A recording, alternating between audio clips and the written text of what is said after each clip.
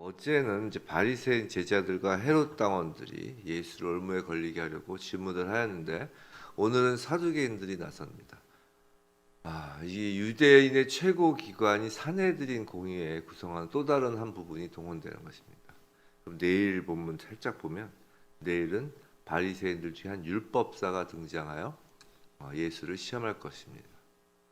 사실 어제 본문, 오늘 본문, 또 내일 본문이 쭉 이어져서 중요한 세 가지 논쟁을 이룹니다. 어제 본문은 이제 헤롯 당원이 이제 그 질문의 주체가 돼서 그 헤롯 당원은 자신들이 그 헤롯 왕을 추종하고 그래서 로마의 통치를 인정하는 사람들인데도 불구하고 헤롯 당원의 일부를 통하여 그 세금 내는 문제에 대한 질문을 했고, 오늘은 사두개인들은 부활을 부인한 그 사두개인들을 통하여 부활 논쟁을 하고, 내일은 그 유대인의 바리새인 중에 바리새인 율법학자, 아마 추측키론 율법학자 중에 제일 추앙받는 율법학자겠죠. 율법학자를 통하여 율법에 대한 질문을 하고, 이렇게 세 가지 질문을 통해서 세 가지 논쟁을 하는 것입니다. 이 세 가지 논쟁이 매우 중요한 주제들을 담고 있는데 어제 본문에 대해서 사실 잘 다루지 않은 것이 하나 있었어요. 오늘 이 생방송으로 보시는 분들에게 말씀을 좀 드린다면, 사실 어저께 그 가이사의 것은 가이사에게, 하나님의 것은 하나님에게라고 말씀하실 때 그 전 말씀을 보시면 어저께 걸 잠깐 볼까요? 22장 20절인데 그 데나리온 그 동전을 가지고 이 형상과 이 글이 누구의 것이냐라는 질문을 예수님이 하세요. 이 형상 그리고 이 글, 결국 그것이 가이사의 것이니까 가이사에게 주신다. 되돌려 놓으라는 것이고, 하나님의 것은 하나님께 바치라라는 것이. 이걸 사실 그냥 세상 권력과 하나님 나라 이렇게 두 개로 비교하는 게 통상적인 해석이었고, 어저께 저도 그렇게 말씀을 드렸고, 그게 틀렸다는 게 아니라 여기에 사실 좀 더 심오한 뜻이 담겨 있는데, 그것이 이제 이 당시에 동전의 형상을 넣는다는 것은 그 신적인 의미를 좀 부여하는 게 있었어요. 그래서 지금 가이사의 것은 가이사에게, 또 하나님의 것은 하나님에게. 하나님의 것은 무엇이냐면 하나님의 형상을 닮은 것을 얘기하는 거예요. 그리고 하나님의 형상을 닮은 것, 처음 창세기 인간을 창조하셨을 때 하나님의 형상으로 창조하셨잖아요. 하나님의 형상을 닮은 하나님의 사람들은 하나님의 것으로, 가이사의 것으로 가이사를 닮은 것은 가이사의 것으로 이렇게 나누시는 거예요. 그래서 이거는 한편에서는 그 요한서신 보면 나오죠. 사단의 자녀들, 하나님의 자녀들 이렇게 나누시면서 각자의 것으로 돌아가라는 거예요. 그리고 그 앞에서 왜 나한테 시험하냐고 그러잖아요. 너희들은 지금 가이사의 것으로 가 있다는 것이죠. 지금 헤롯 당원이 질문한 그 헤롯 당원의 현재 상태를 빗대어 예수님이 잘 얘기를 하신 거예요. 가이사의 것은 너희들은 가이사를 닮은 형상들은 다 가이사한테 가라는 거예요. 하나님을 닮은 형상들은 다 하나님의 것이라는 거예요. 그러면서 오늘 또 부활 논쟁은 또 부활을 부인하는 사두개인들을 통하여 과연 부활에 대한 관점을 우리가 어떻게 갖고 있는지, 사두개인들처럼 부활의 관점을 갖고 있어서 부활을 희화화하고 있지는 않은지를 돌아보는 아주 중요한 대목입니다.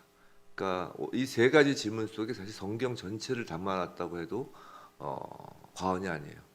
처음에 하나님의 창조부터 시작해서 부활, 재창조죠. 부활, 새하늘과 새 땅 재창조를 다루고 있고, 내일 율법, 하나님의 전체 하나님 나라의 법을 이렇게 다루면서 어찌 보면 이 세 가지 논쟁을 통하여 성경이 담겨 있습니다. 오늘 말씀을 좀 시간이 지났지만 빨리 한번 볼게요. 오늘 예수님의 그 말씀을 중심으로 해서 보겠습니다. 지금 사두개인들의 질문은 우리가 뭐 이해 못할 건 아니에요. 사두개인들은 결국은 그 부활에 대해서 만약에 사람들이 부활한다면 생식능력 그대로를 가진 육체를 가지고 부활할 거다라는 그릇된 견해를 가지고 있었죠. 그 사두개인들이 그 부활을 부인하는 것은, 사두개인들은 모세오경만을 정경이라고 하는 사람들이에요. 모세오경에 직접적으로 부활에 대한 언급이 없다라는 거예요. 그러니까 부활이 없다라는 것이죠. 그리고 지금 사두개인들이 질문한 일곱 형제와 미망인의 이 질문은 예수님에게만 한 질문이 아니라 당시에 사두개인들이 부활에 대한 논쟁을 할 때 자주 사용하던 질문이에요. 왜 사두개인들이 이 질문을 사용하냐면 이 신명기에 계대혼인, 즉 사람이 후사가 없이 죽으면 그 형제가 그 미망인과 결혼하여 후대를 낳아야 된다. 그 계대혼인 제도가 신명기에 모세율법으로 기록되어 있기 때문에 그런 거예요. 그래서 사두개인들은 모세율법, 모세오경만을 중시하기 때문에 그 모세오경에 근거해서 하나 이런 그 가설을 만들어내고 이걸 통해서 계속 부활을 부인하는 논쟁, 부인하는 논거를 삼았던 것입니다. 근데 예수께서는 이 사두개인들의 이 가설적 상황을 다루는데 그다지 시간을 낭비하고 싶지 않으셨어요. 그래서 죽은 자의 부활이 불가능하다라는 그 사두개인들의 그 전제를 곧바로 다루시길 원하셨어요. 예수께서는 두 가지 이유에서 사두개인들의 부활 개념이 잘못되었다고 분명하게 지적합니다. 첫째는 뭐죠? 그 너희들 성경을 알지 못한다는 거예요.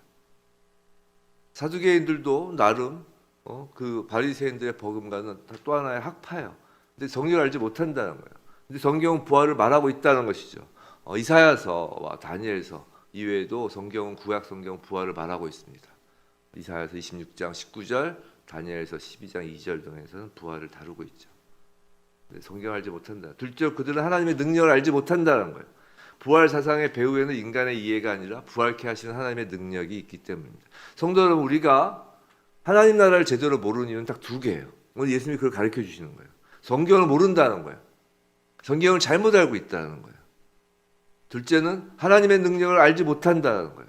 사두개인들처럼 자신들의 수준으로 하나님의 수준을 끌어내린다는 거예요. 우리는 성경 앞에서 겸손해야 하고 말씀 앞에서 겸손해야 하고 하나님의 능력 앞에서 겸손해야 합니다. 내어드려야 되는 거예요. 우리가 성경을 다 알고 있다는 것 자체가 교만이에요. 우리가 하나님의 능력을 알고 있다고 하는 것 자체가 교만이라고요. 우리가 알 수 없는 그 심오함이 있고 우리의 그 이해력을 뛰어넘는, 인간을 뛰어넘는 그 하나님의 능력이 있는 것입니다. 그리고 이제 예수께서는 부활 때 지상에 살던 삶과는 다른 삶을 살게 될 것이다 라는 것을 이제 천사들을 비유해서 얘기를 합니다. 결혼 문제에 있어서 성도들은 천사들과 같은 존재가 될 거라는 거예요. 지금 결혼에 대해서 질문을 했기 때문에 장가와 시집 가는 것을 지금 예수님께서 말씀하시는 것 뿐이지 이것이 꼭 중요하다는 얘기는 아니에요. 여기서 성도들이 천사가 된다는 것이 아닙니다. 결혼도 아니하고 자손을 낳지 않는 천사들과 같은 그런 상태에 있을 것이다 라는 거예요. 그게 무슨 말이냐면 이 지상에서는 이 땅에서는 그 충만하게 하고 정복하라는 그 말씀을 실행하기 위해서 결혼과 출산이 필요하죠. 이 땅에는 사망이 있잖아요. 그렇기 때문에 출산이 필요한 것입니다. 하지만 사망이 없는 부활 후의 삶에서는 출산은 그 땅에서는 그 새하늘과 새 땅에서 필요하지 않다는 거예요. 부활한 성도들은 육체적 욕구를 초월해서 천사들의 불멸성과 그 영화로움을 누리게 되는 존재가 된다는 것이죠. 근데 여기서 주의해야 할 것은 이 말씀을 가지고 막 호기심과 궁금증을 갖는 사람들이 많아요. 근데 여기서는 천국에서 사람들이 자신들의 배우자를 그러면 인식하지 못한다라고 가르치는 것이 아니라는 그런 말씀 하신 적 없어요. 또 예수께서 결혼의 영구적 해체, 영구적으로 없어진다라고 말씀하시지도 않아요. 결혼은 영구적인 해체가 된다. 그런 얘기도 사실 얘기하시는 게 아니라고 말씀하시는 게 아닙니다. 또 성적인 차이가 없어 남자도 없고 여자도 없다. 이런 얘기 하신 적 없어요. 이렇게 얘기하시지 않으세요. 사망 후에는 인간의 정적 정체성이 사라질 존재가 될 것이라고 가르치시는 것도 아니라는 것입니다. 지금 예수께서 강조하시는 건 우리가 천국을 현재 생활의 연장이라고 생각하지 말라고 하시는 거예요. 천국을 우리가 생각할 수 있는, 상상할 수 있는 정도로 제한하지 말라는 것이에요. 거기서는 이 세상의 물리적 법칙, 자연 법칙, 우리가 갇혀있는 시간, 공간이라는 그 개념을 뛰어넘어 그런 것들이 더 이상 적용되지 않을 것이기 때문입니다. 그럼 우리가 모르는 거니까 그냥 알았습니다 하고 그냥 그렇게 살아야 될 거예요. 그렇지 않다는 거예요. 근데 부활에 관해서 정말 중요한 것이 이제 나오는 겁니다. 부활 후의 삶이 어떨 것인지, 오늘의 예처럼 누구의 배우자가 되고 또 결혼을 하는지 그런 것이 중요하다는 것이 아니라 정말 중요한 것은 누구의 부활인가 라는 것이 중요하다는 것이에요. 누구의 부활인가. 그것이 31절 32절 말씀입니다. 31절 죽은 자의 부활을 논할진대 라는 말씀이 이런 거예요.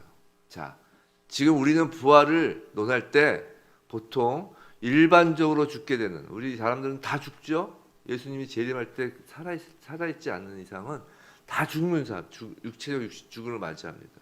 우리가 보통 부활을 논할 때는 이렇게 일반적으로 죽게 되는 그 모든 사람들의 부활에 대하여 생각한다라는 것이에요. 예수님께서 지금 말씀하시는 건 죽은 자의 부활을 논할진대, 그래서 죽은 자는 건 그냥 일반 모든 사람들의 죽음, 믿는 자나 안 믿는 자나 다 그냥 죽음의 이후의 부활을 우리는 생각을 한다. 그런데 중요한 것은 그 다음 절이 그거예요. 중요한 건 죽은 자의 부활이 아니라 산 자의 부활이 중요하다는 것입니다. 이런 거예요. 마지막 날 모든 사람들이 부활합니다. 근데 그 부활은 두 종류로 구분이 돼요. 죽은 자의 부활이 있고 산 자의 부활이 있어요. 심판의 부활이 있고 생명의 부활이 있다는 거예요. 심판의 부활은 하나님의 심판에 따른 영원한 죽음을 뜻하기 때문에 성경적 의미로서 중요시한 부활이라고 부를 수 없는 거예요. 살았다라는 것은, 산자라는 것은 하나님께서 예비한 축복과 영생, 영광을 위한 그 부활에 참여한다라는 것을 의미해요. 이미 육신의 죽음이 있기 전에 이미 산자로서의 신분을 갖고 있는 자의 부활이라야 의미가 있다라는 거예요. 그러니까 산자와 죽은 자의 구별은 우리가 이 땅에서 살아있을 때 구별이 된다는 거예요. 그리고 모두 육신의 죽음을 맞고 부활했을 때 그 산자의 부활이 의미가 있다라는 것입니다. 왜냐하면 하나님은 죽은 자들의 하나님이 아니라 산자들의 하나님이시기 때문이라는 거예요. 오늘 32절 말씀이 그러죠. 하나님은 죽은 자의 하나님이 아니라 살아있는 자의 하나님이시라는 게 그런 의미입니다. 지금 살아있는 자의 하나님이라는 거예요. 사두개인들이 오경만을 하나님의 말씀으로 인정하기 때문에 예수께서는 출애굽기 3장 6절 말씀을 인용하여 지금 말씀하시는 거예요. 난 아브라함의 하나님이요 이삭의 하나님이요 야곱의 하나님이로다. 여기서 동사를 모두 현재 시제로 표현하고 있어요. 이게 무슨 말이냐면 출애굽기 당시에 분명히 아브라함, 이삭, 야곱은 보통 사람으로서 죽은 자이지만 하나님은 살아있는 사람들로 대하고 말씀하시고 있다는 거예요. 성도 여러분, 하나님은 죽은 자들과 관계를 맺는 분이 아니십니다. 아니, 더 정확하게 말하자면 하나님이 관계를 맺는 사람들이야말로 산자들이라는 거예요. 아브라함의 하나님, 이삭의 하나님, 야곱의 하나님은 구약 성경에서 하나님이 당신을 소개하는 중요한 표현 중 하나입니다. 근데 요셉의 하나님이라고는 하지 않아요. 딱 세 사람만 언급을 해요. 왜 아브라함, 이삭, 야곱입니다. 그건 이 세 사람이 하나님과의 그 언약 문서에 직접 사인한 세 사람이기 때문입니다. 하나님이 직접 언약을 준 세 사람이 바로 아브라함, 이삭, 야곱이기 때문이에요. 그 창세기 말씀들을 쭉 보면 아브라함에게 언약하신 그 언약 내용을 이삭에게 나타나서 언약하시고 그 내용을 똑같이 야곱에게 나타나셔서 하나님이 언약하세요. 요셉에게는 안 나타났어요. 그 이후에는 그런 언약을 하신 적이 없어요. 딱 세 사람을 통해서 언약의 후대의 포자기를 씌우시는 겁니다. 이렇게 포자기를 씌우시는 거예요. 하나님과 언약 관계를 맺은 자, 그들은 결코 죽은 자의 편에 서지 않습니다. 마찬가지로 아브라함, 이삭, 야곱의 언약을 그럼 성취하신 예수 그리스도 안에 있는 우리도 산자가 된 거라는 거예요. 생명의 부활에 참여하여 하나님의 생명 속에서 영원할 것이라는 거예요. 왜요? 하나님과 관계를 하나님께서 관계를 맺어주신 사람이기 때문이죠. 성도 여러분, 우리의 관심이 어디에 집중되고 있나요?